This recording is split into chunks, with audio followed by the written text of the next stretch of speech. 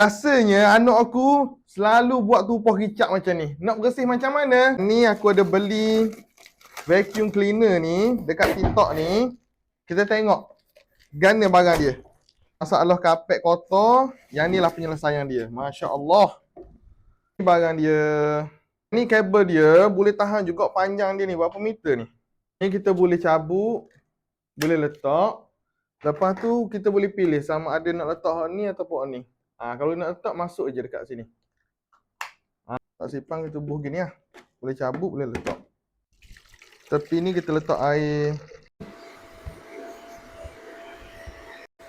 Oh, hilang tau. Oi, padu. Ni aku nak letak lagi ni. Kita cuba lagi.